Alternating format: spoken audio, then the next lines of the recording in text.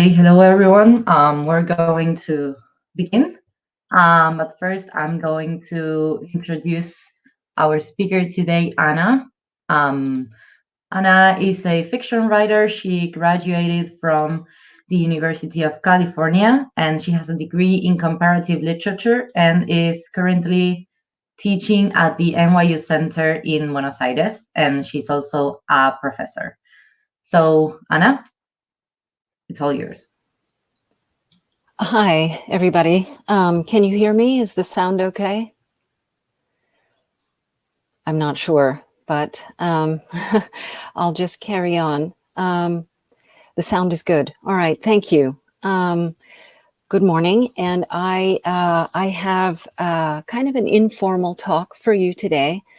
I'm, of course, speaking in English, but I'm aware that I've been invited by SABF, which is based in Argentina at the prestigious ITBA University. I'm very honored and grateful to be invited to have the opportunity to share some of my perspectives and experiences with you all, the organizers and the audience. As I think you might imagine, I am not from Argentina. I live and work in Argentina, but I grew up in the United States. I grew up, in fact, in a family of contrasts. Conditions in my family were not perfect. In fact, they were primed, really, for us to be constantly confused by each other and really not be able to understand each other. There were 3 languages in my household when I was growing up. So it seemed like maybe things would get confusing, but actually they did not. And the 3 languages and the 3 cultures all kind of lived together in, perhaps a good metaphor is, in a layered way, each of us navigating the layer that we happened to be engaging with someone else in. One of my brothers calls it the revolving door. So perhaps once you would go through the door speaking in Japanese with our mother. Another time you would go through the door and there might be some German in the background. And certainly most often, because we were living in the United States, the language was English and the culture was North American. I had the idea of giving this talk because I realized that although today with globalization, there is much more intercultural competence, many, especially younger generation people have this capacity to recognize other cultural codes, navigate other cultures. But in my childhood, this was a novel experience. We were an unusual multicultural family and multilinguistic. What I came to find later was that this experience had equipped me, perhaps accidentally, but nonetheless productively, with the ability to switch cultural codes and to recognize some values, some attitudes in one culture, in one language, that didn't exist in the other. And I could be like a bridge figure. I could bring values over from one culture to the other and begin to experience some expansion in the one because of the virtues of the other. Now, my mother, interestingly, had grown up in Japan. She lived in Japan when she was a child, of course. She went to school. She went to university. She lived as an adult. She began her career in Japan. She didn't leave Japan until she was 30. And when she came to the United States, married to my father, she continued to sort of live within her language, her culture, her sort of lifestyle bubble. And she shared that with us. So we had a lot of direct contact with the Japanese language, with Japanese values, with a Japanese expatriate community. And we had a very clear sense that you could have both. You could live, go to school, go to the grocery store, have friends, etc., in the US in English, and at the same time have this expatriate bubble of Japanese cultural values, Japanese ways of being and ways of interacting. My father, on the other hand, was the son of German immigrants. They had come to the United States at a challenging time, looking for opportunity. Part of his family is German Catholic. The other part of his family, German Jewish. Again, a family of contrasts, a family that maybe from the outside looks like it won't get along, and yet connected despite all of the cultural differences. My father's parents and his grandparents, though, really wanted the younger generation to Americanize. So they didn't want anybody speaking German in the house. It was the opposite of what my mother gave to us when we were growing up. His parents gave to him this idea of English only, adapt, assimilate, Americanize.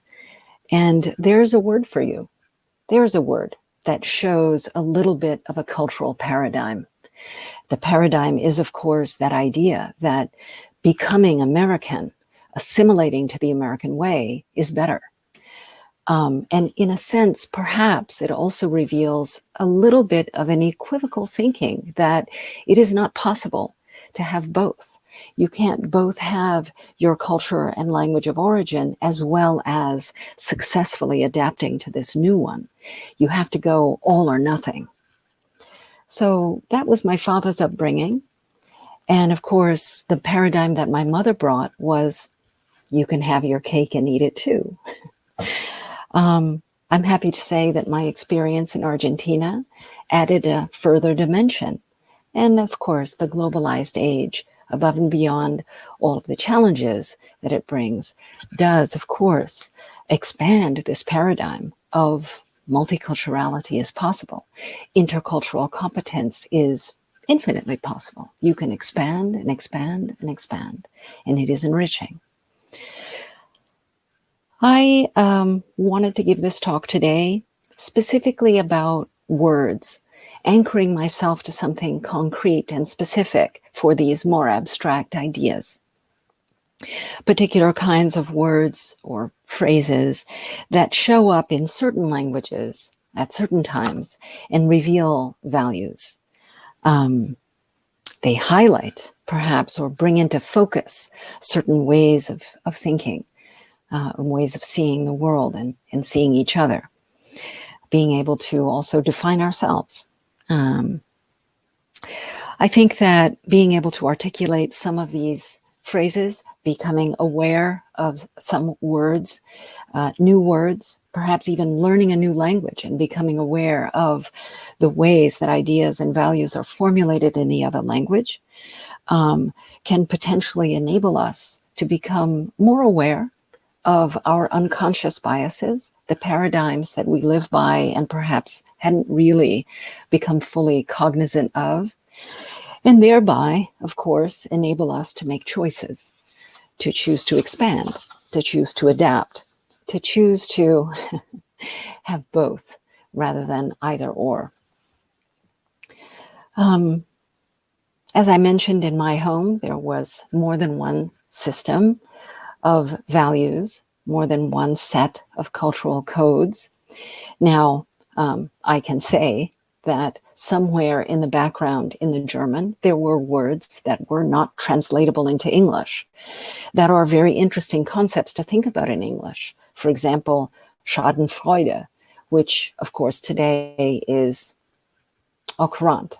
Everybody knows what Schadenfreude is, but at its core, it still is coming from a culture that recognizes something that happens, that human beings sometimes can be noted to take joy in another's suffering. And there is a whole problematic reflection around that. But the fact that the concept has a name brings it into focus and allows us to reflect, allows us to become aware that that is happening or could happen, and to begin to make choices around that awareness. The same is true for the German word Weltschmerz. Weltschmerz, the pain of being in the world or being aware of the world, the struggle of coming to terms with being in the world and its realities. Another word or pair of words that I have always been puzzled by in German, but am fond of nonetheless. Heimweh, which means aching for home. That's understandable in just about any language. But German also has Fernweh, being homesick for something that is very distant, that one perhaps has never known, but yearns to know. I know a lot of people who always talk about wanting to go from the West to Asia. And they have such an intense longing, such an intense desire to go, but they've never been there. So they read up about it and they experience the food. They might learn the language, learn all about the culture, made some of the cultural practices their own, martial arts or other forms of art, calligraphy, that kind of thing. But they've never been there. There's a German word for that, Fernweh. And it does, it aches. You want so much to be in that very distant place, but your wanting it doesn't make it nearer yet. So it's interesting to consider that there are languages that have words for things that in other languages are really not quite in focus. You're not really able to become aware of them without some help. Now, let me shift a little bit to the language of my mother. I am not myself a native speaker of Japanese. I grew up hearing it, being raised within the cultural codes, the attitudes, the values. And so I recognize certain words that in a sense guided my upbringing, my sense of what is correct and what is valuable. One of those words, which might be familiar to anyone who knows a little bit about Japanese culture, is giri. Giri means duty, a sense of duty. You must do right by what you've been asked to do. You must do right by the institution you belong to, the school that educated you, the teachers that gave you their learning. You must do right by an invitation you've received, or at least do your best. Giri. There's another Japanese word that I remember growing up with that remains one of the salient values of Japanese culture that other cultures, especially in the West, are interested in. And it is wa. Wa in Japanese literally means harmony. But what it really is about is a collective mentality. The idea that the greater good is the best for the individual. So the individual is never sort of trying to win out for themselves only. It's always about the team. It's always about the group. And the group will ferry me on through, will make me well also. I was very intrigued when I moved to Argentina and found that Argentines, although they seem very much a part of a Western mentality, had something very, very concretely like wa. And it was from the Argentine phrase, ponerse la camiseta, meaning that experience of rooting for your team. Even if the team doesn't win, there is pleasure in belonging to that team. There is joy in giving your energy to that team. And when you do so, you receive energy back. That is the Japanese idea of collective good. It is truly good for the individual as well, pleasurable and sustaining. It's not a sacrifice. However, growing up in the United States, of course, I experienced something that was absolutely impossible to translate about wa, because U.S. culture is very much based in individualism, in individual rights, individual liberties, and competition.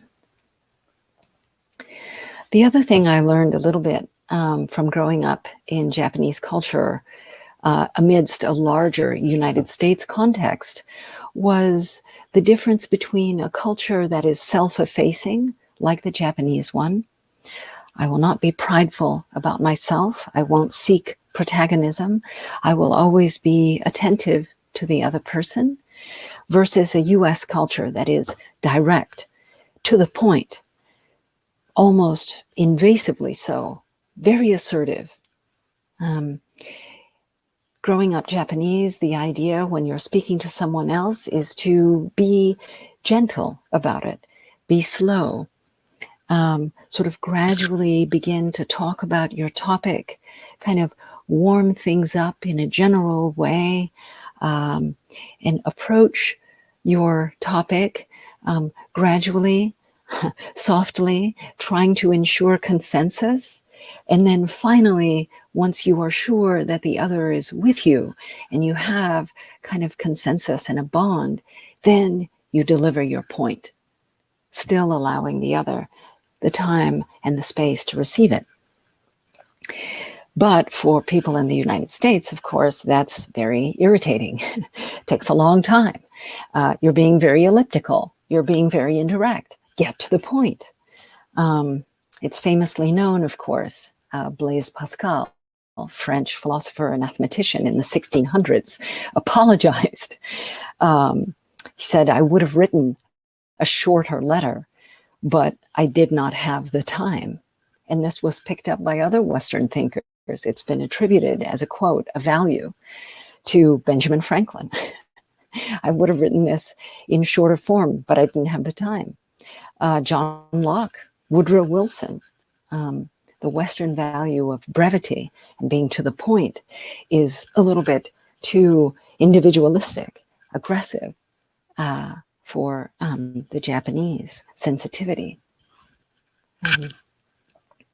So for me, growing up and also going to university, I recognized that there was a tension between being elliptical, being gentle and empathetic towards my listener, and being swift, direct, efficient in the Western sense, in the US sense.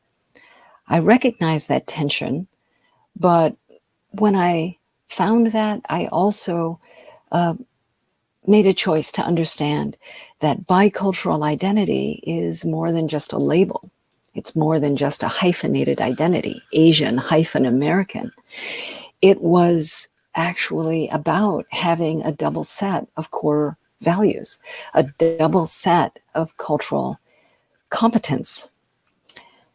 Later in life, I learned that other languages could also provide access to systems of belief and cultural codes, paradigms, that if I learned other languages and was attentive, I could also come into the possibility of adapting perhaps other codes, expanding and relativizing my own beliefs, becoming more aware of beliefs I held that I hadn't really been cognizant of.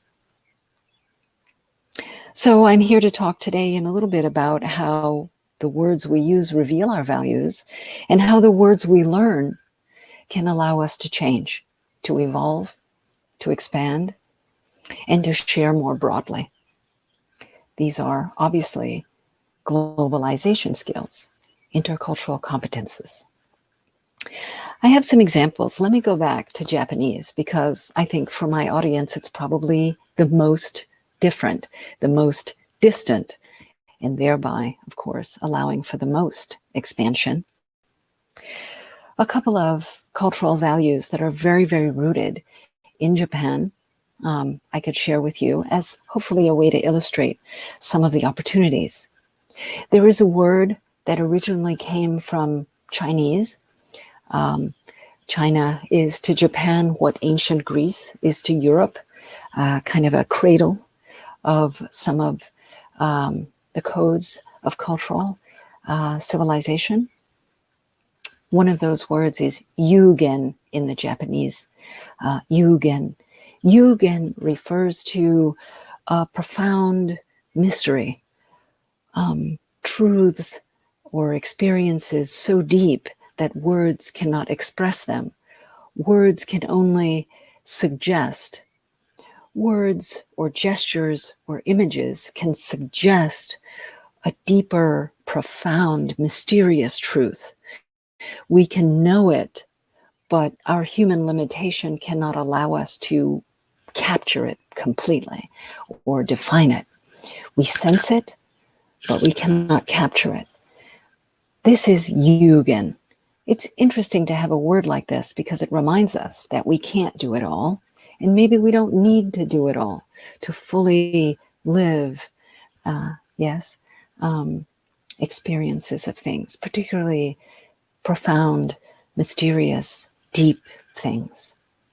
There's another word in Japanese that is called, probably more familiar in the West, wabi-sabi. It's actually a conjunction of two words, wabi and sabi, one of them meaning things that have aged, well-worn, things that have been used a lot, and the other things that are very basic, very austere, not ornamented or refined, the elemental aspect. And though both of those terms sound perhaps negative in the West, it's very basic, it's very elemental, simple, or it's been used. They might have negative connotations in the West, but the Japanese culture ascribes specific value to those and names them with a significantly positive connotation.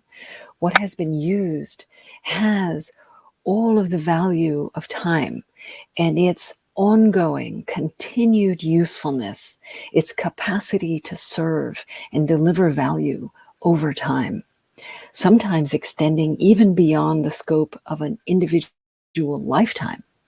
That is the value of something that has been used and is well worn.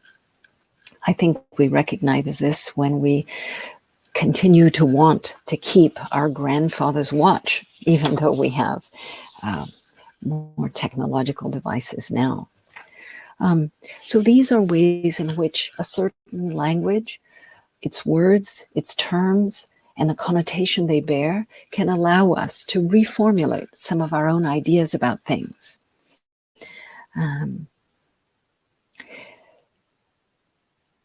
I have a couple of other examples. I want to be cognizant of the time, so I'll try to hurry up a little bit now and then leave time for your own comments and to hear perhaps a little bit of your own experiences and questions. I think about the way in which language can shape some of our thinking, some of our perceptions, some of our values, can highlight certain things for us. And I'm reminded of the story of other multilingual people.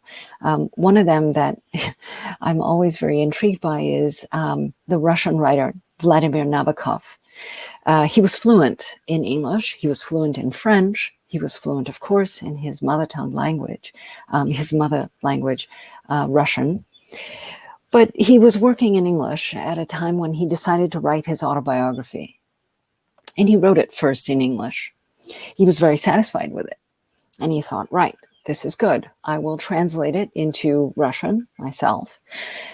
And unexpectedly, when he translated it or began to translate it into Russian, using Russian to talk about his life brought a whole series of other images and flavors and memories into focus.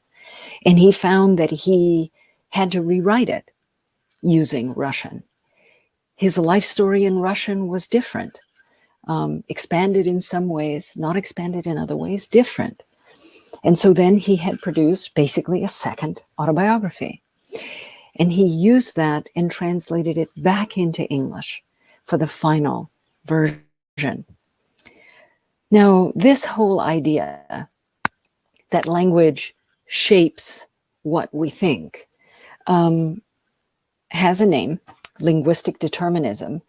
And basically, it has been debated and mostly rejected as too severe because there are many other influences on how we think. There are many other factors that make up our systems of value. But a similar concept has been refined over time, particularly by certain thinkers. It's generally called linguistic relativism, and basically boils down to the idea that the words we use, indeed the very structure of the language that we use, can influence our thoughts, can influence our beliefs and our perceptions. This is generally attributed to philosophers Edward Sapir and his student Benjamin Whorf. Indeed, the hypothesis is called the Sapir-Whorf hypothesis. And this idea that basically language influences thought was pretty predominant after they forwarded this and through maybe the early 20th century to the 40s. And then it kind of lost traction. But recently, you see it recovering traction and becoming very convincing. Again, the research of new thinkers. Neurolinguistics and psycholinguistics are fields that are doing a lot of research into this. Again, how words shape, not necessarily shape, but can influence our thinking, our capacity to perceive certain things. There also are many who are doing research in areas that are conjoined, like brain science and linguistics, psychology, and neurolinguistics, and things like this. One thinker like this that I could name for you, many of you being university students, is Lera Boroditsky. She was trained at MIT and at Stanford, and I believe she's at University of California, San Diego now. And she produced a couple of really interesting studies around the year 2000. One of them was comparing the concept of time among Mandarin Chinese speakers and English speakers, and found them to be very illuminatingly different, but also aligned with the structure of those languages. Another study that she did early in the 2000s was about metaphors relating to crime. Specifically. And so she had studied how the use of a metaphor for crime, like beast, we must confront this beast of crime, prompted more police action.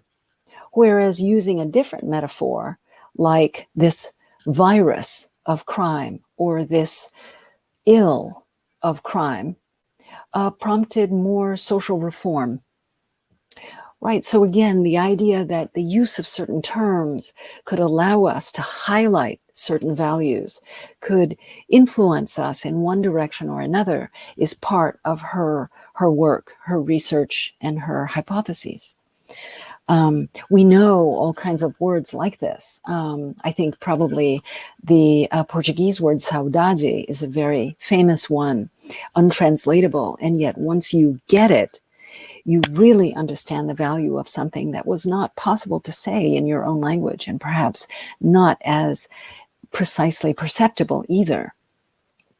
Ubuntu is another one that I remember being deeply inspired by, because it is that South African term, or a term from native languages in Southern Africa, that is, I am because we are. It is the value of our shared humanity bears us out. It is the word that accompanied the dismantling of apartheid. And there are many other examples. I know another really famous one that you all must know as well is that the Inuit language has over 24 words for snow, whereas in English, of course, we don't have that many. If we could learn those words, we would begin to differentiate between all of those different types of snow. And if it were relevant for us, it would be enriching. So to bring things back to my own lived experience and close out my talk here today, I want to let you know that when I moved to Argentina, when I learned Spanish, I was already older. I was over 30. I had very set ideas, of course. I had already earned my degrees or was in the process of getting my doctorate. I had a very clear sense of myself and an even multicultural sense of self, but it was pretty stable, pretty firm. I had a very clear Weltanschauung, or worldview. But still, when I came into Argentine Spanish, I was surprised. There were things that blew me away. I wasn't expecting them, and I had a sense of discovery, and also sometimes a little bit of an uncomfortable sense of, I'm not really ready for this change in values.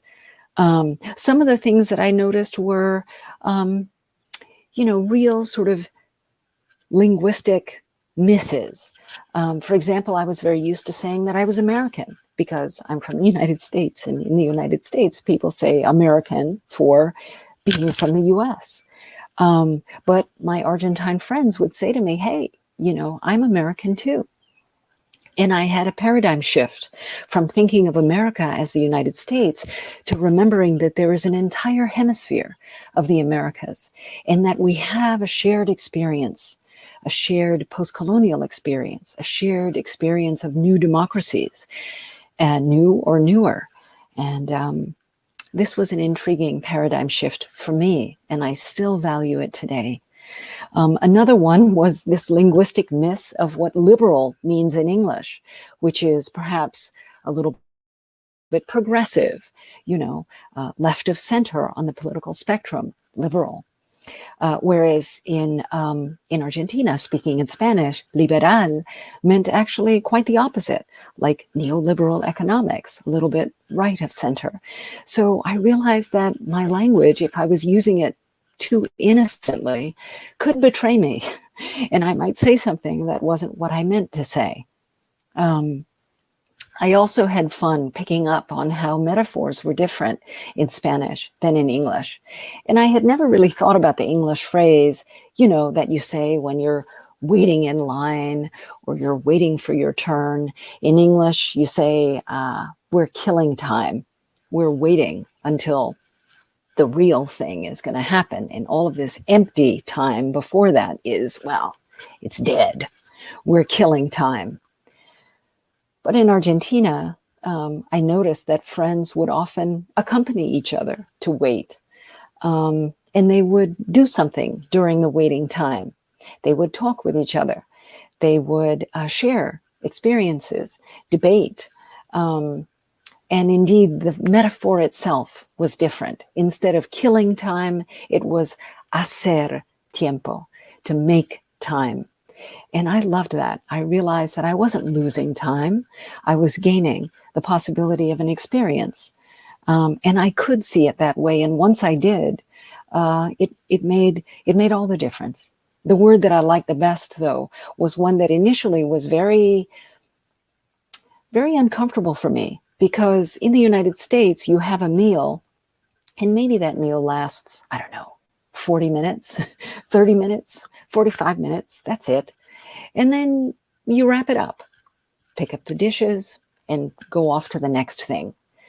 But in Argentina, people hung out at the table over the dishes and kept talking, had a cup of coffee, and over the empty coffee cups still kept talking. And talked about this and talked about that and spent more time after the meal than at the meal itself. Once I got used to it, I missed it back home in the United States. I valued it. I waited for it.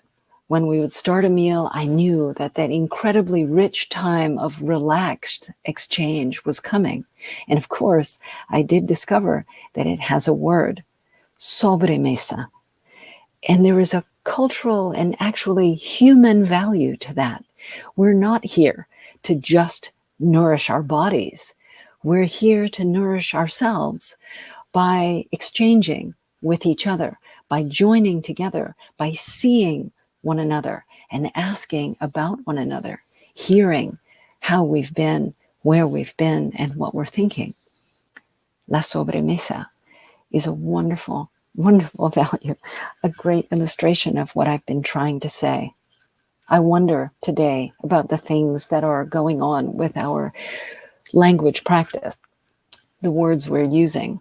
I recognize that words are being added to dictionaries. Words are being approved by the linguistic authorities in different linguistic contexts. I'm aware that some social movements use language to influence consensus around new beliefs and new values. And I am filled with optimism when I see these kinds of things happening in a world that is more and more connected and more about exchange. just like SABF. Thank you very much for your attention. Thank you for the invitation. And good morning.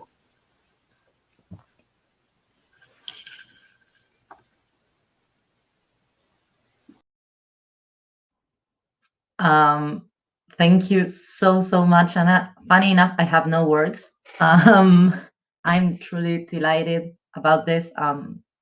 It's been awesome. Yeah, no, I truly have no words. If anyone has questions or wants to come up on stage and ask, you can click the raise hand button and I'll invite you in. And if not, you can also ask on the chat and we'll answer. But yeah, it's been so interesting. I loved it. Okay, Q&A here, show on stage. Okay, so is there any book you particularly recommend to learn more about the differences of meaning of words in different cultures and languages? This was by Lautaro. Oh, thank you for the question. It's a great question. There are many books that are about the theory of linguistic relativism, and some of the thinkers that I mentioned, of course, have books that are available for you to read. But there's a book that I would prefer to recommend at this time, in this opportunity, which is a book by a writer, a fiction writer, named Jhumpa Lahiri. She is of Bengali descent, of Indian descent. She was born in London, but then grew up in the United States.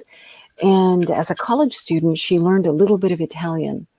And then after tremendous success as a fiction writer in English, she decided to return to that early passion when she was a college student about Italian. And she took leave from her position at university in the United States and went to Italy with her family. And she began to just immerse herself in this other language. And she began to discover both the limitation of learning a new language when you're an adult, and then also to discover the spaces it allowed her. And I think that her book, which is called appropriately In Other Words, is a very interesting reflection on what happens when you do this kind of thing as an adult. Everything that you sort of get trapped by, and also that you gradually begin to discover. And it's also so passionate, and so humble as she moves into this other language. I found it very, very enthralling and very accessible. In Other Words by Jhumpa Lahiri. Awesome. Thank you so much again. If there are no other questions, there is one. Wait. Show on stage here. I'd like to ask, how do you choose between languages when writing fiction? Does it serve specific purpose for certain genres or certain plots? Well, I think that's a question that deserves an idiosyncratic answer. I don't think a systematic answer could really be given. There is a phenomenon that is being discussed that is called exophonic writing. Exophonic writing is when a writer uses a language that is not their mother tongue, perhaps. There have been brilliant exophonic writers, of course, in literary history, such as Nabokov, who we mentioned earlier, Beckett, Joseph Conrad. And there are writers who are currently at work who are absolutely brilliant in their other language, their exophonic practice. There's a Japanese writer who learned German in college and then has become an incredible prize-winning author, both in Japanese and in German. Now, this is completely extraordinary. Her name is Yoko Tawada. And there are other examples as well. My case is different. I chose to use Argentine Spanish in my writing, in my fiction writing, precisely because I found it brought me down to basics. I was very interested in the fact that I had fewer resources.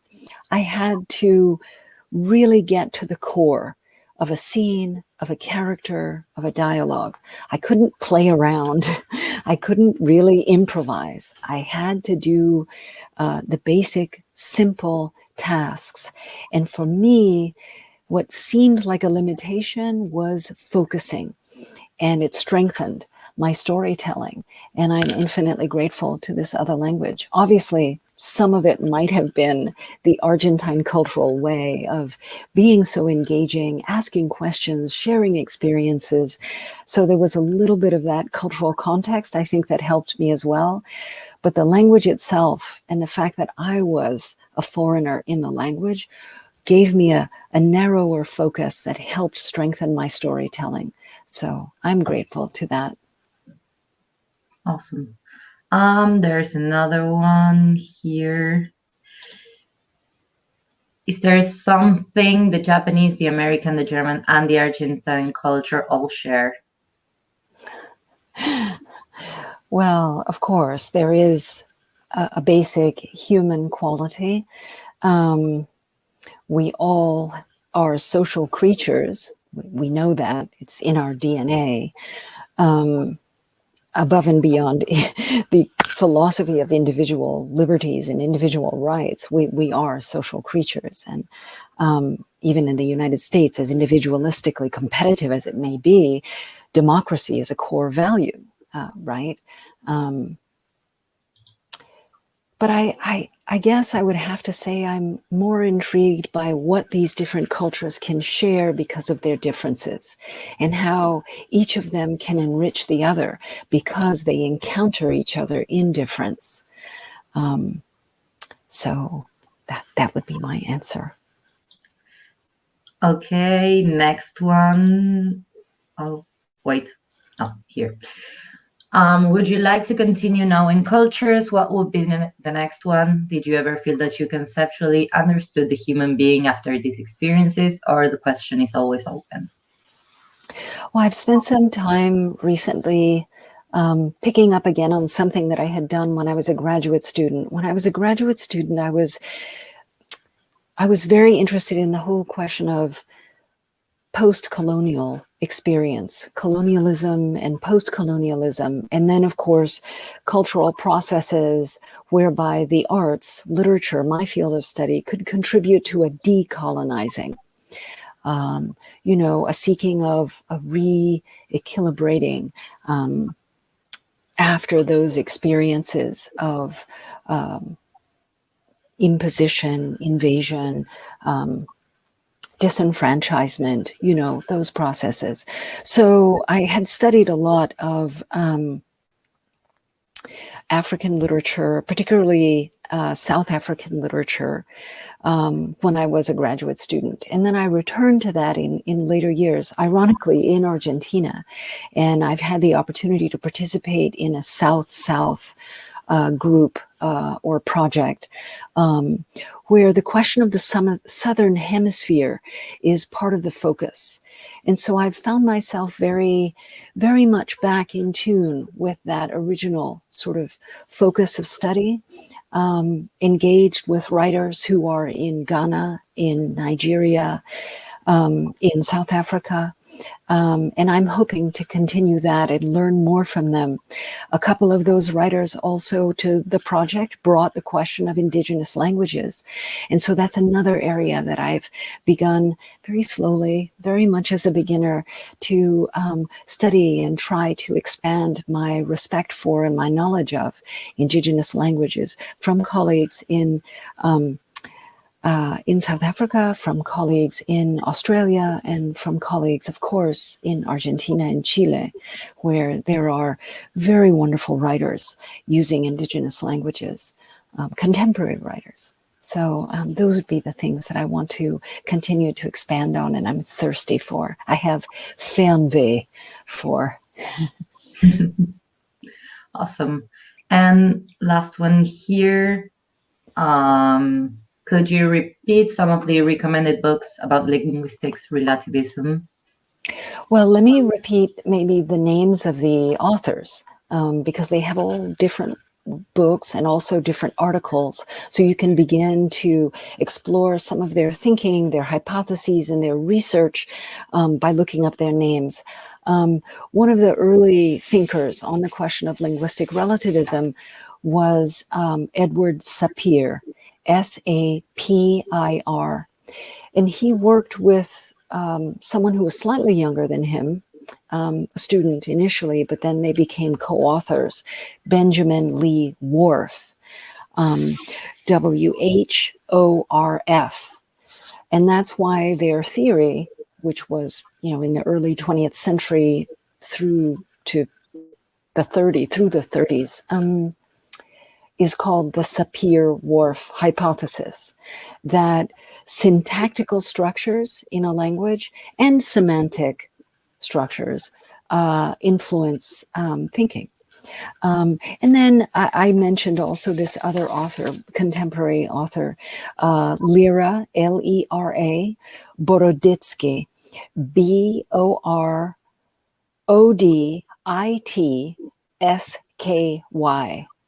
Lera Boroditsky, and her articles and books.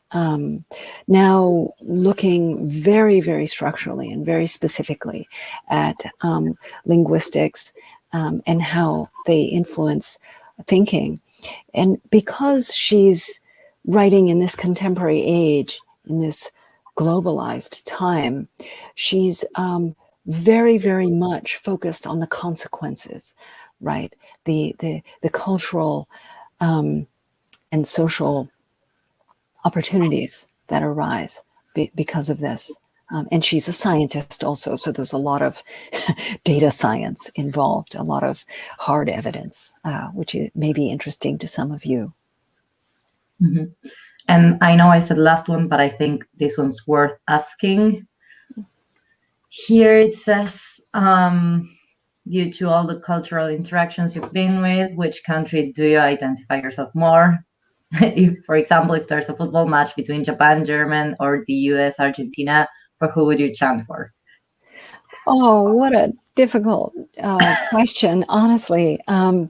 But certainly it's very astutely chosen, because that is where the rubber hits the road. That's where things really get revealed, right? I have to say, watching the Olympics, yeah, I have this experience that I remember having as a child, me and my brothers, where we had multiple belongings.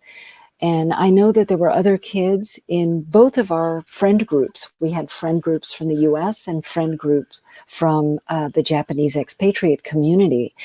And we were also a biracial family. My dad is the son of German immigrants, mom Japanese. So we had more, can I say, more flexibility? And I will admit that there were times when we were judged by others. Oh, you're half, you're half white, you're half Japanese. Or there was this notion of you have to choose. But honestly, we didn't feel we had to choose, and we also didn't feel we could. So at the end of the day, there was the opportunity to be happy no matter who won. How about that? But I did marry an Argentine man, and he is a third generation River Plate fan. So I must say that is where it ends, and I must cheer for River. Awesome. Thank you so much, Anna. This has been really interesting. And for the participants, we will continue with the next activity, that is the mentoring sessions.